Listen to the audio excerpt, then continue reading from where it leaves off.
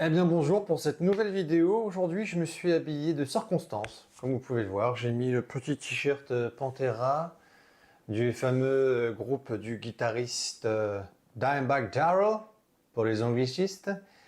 Et surtout pour vous présenter cette magnifique guitare Dean ML qui est de fabrication chinoise. Et oui, encore une petite chinoiserie dans mon atelier. Donc voilà, j'espère que cette petite vidéo va vous plaire. Cette vidéo est aussi pour but de vous, comment dire, de vous aider à faire un petit peu votre choix sur ce genre de produits, surtout sur les sites chinois qui sont remplis de pièges énormes. Donc je vais essayer de faire en sorte de vous raconter ma petite anecdote, ma petite aventure avec cette guitare. Et puis voilà, j'espère que cette vidéo pourra vous aider. Donc cette guitare a été achetée à peu près il y a 2 ans et demi, 3 ans de cela. Sur le site chinois AliExpress, évidemment. Cette guitare a été achetée à un tarif de 230 € exactement, sans les frais de douane. En comptant que j'ai eu 80 et quelques euros de frais de douane pour cette guitare. Alors que comme sur la vidéo précédente que vous avez pu voir la semaine dernière, je n'ai pas eu de frais de douane sur l'autre guitare. Donc vraiment, je ne sais pas comment ils font leur calcul, mais bon, c'est peut-être un coup de chance, je ne sais pas, mais en tout cas, voilà. Cette guitare a une histoire assez compliquée, pour la simple et bonne raison que le contact avec le vendeur est extrêmement compliqué. À savoir que le vendeur ne parlait pas du tout anglais. Le traducteur automatique intégré à AliExpress est vraiment quelque chose d'assez aléatoire. Alors pour se faire comprendre, déjà c'est extrêmement compliqué. Quand vous voulez demander quelque chose de spécifique, accrochez-vous.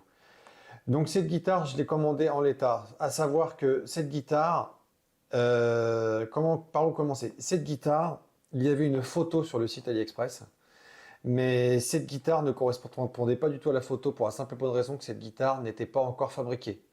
J'ai commandé cette guitare et elle a été fabriquée étape par étape. C'est-à-dire que j'ai pu voir les photos de la fabrication étape par étape de cette guitare. D'ailleurs, je ne crois malheureusement ne plus avoir de photos des étapes de fabrication. Si je les retrouve, je ne manquerai pas de les mettre dans le montage. En tout cas, sachez que cette guitare a été construite de bout en bout. C'est-à-dire, oui, comme toutes les guitares, vous me direz, elle a été construite, c'est-à-dire que j'avais les étapes de construction et de fabrication. Et heureusement d'ailleurs, parce que j'ai pu rattraper le coup sur certaines choses, mais pas surtout, vous le verrez vous-même. Donc cette guitare a été construite, comme je vous disais, de bout en bout avec toutes les infos. Mais à savoir que je n'ai pas eu réellement ce que je voulais. C'est-à-dire que à la base, la tête, je la voulais de la même couleur. Là, la couleur qui est de couleur noire, je la voulais de la même couleur que le corps. Mais le vendeur n'a visiblement pas compris ce que je désirais. Ensuite, lorsqu'il m'a envoyé des photos de la tête, cela ne correspondait pas du tout. C'était beaucoup trop fin à mon goût. Donc je lui ai demandé d'élargir un petit peu plus, car il me semblait que ça ressemblait un peu plus à la version originale. Donc voilà.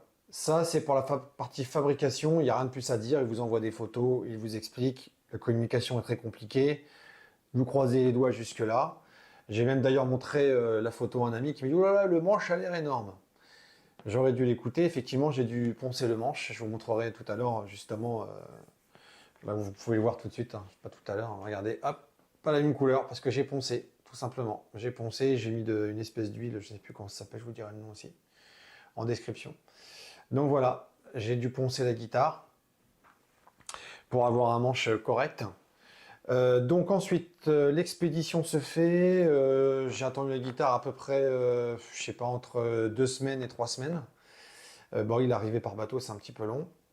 Ensuite, j'ai reçu un message, si je dis pas de bêtises, de Fédéral Express qui m'ont demandé gentiment de régler à la livraison la somme de 82 €, je crois.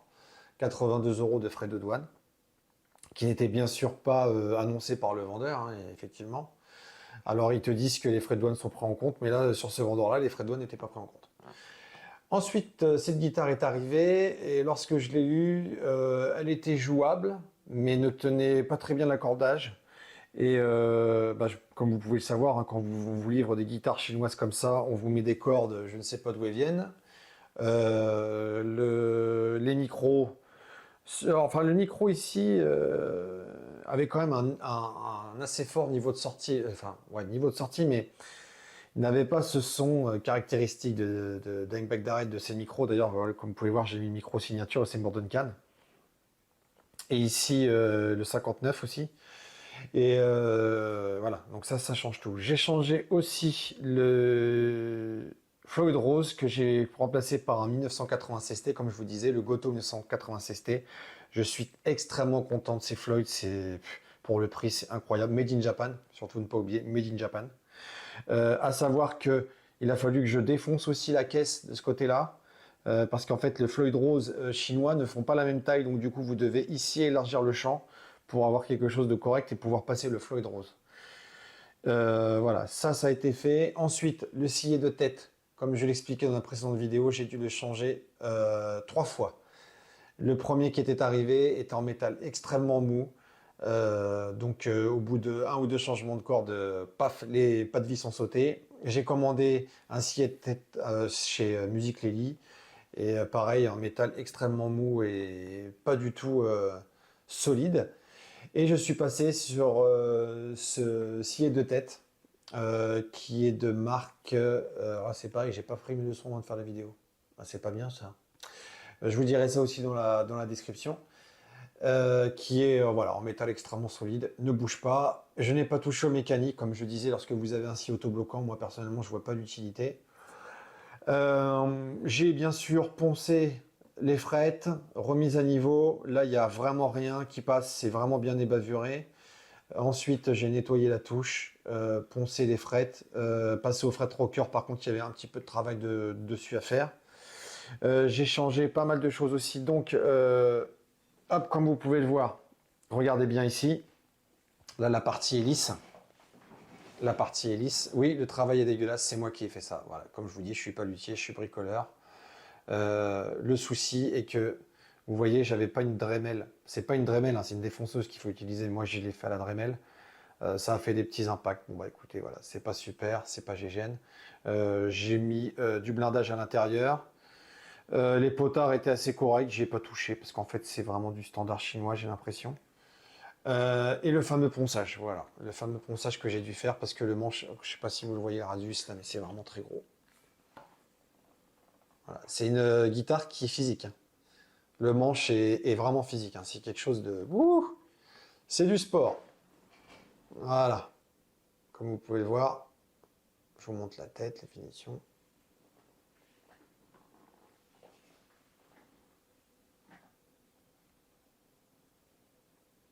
Ah, l'autocollant, c'est bien sûr, c'est moi qui l'ai posé. Hop, je la trouve quand même très belle cette guitare. Et surtout, ce qui est important, vous allez voir, c'est qu'elle sonne. Elle sonne vraiment très bien.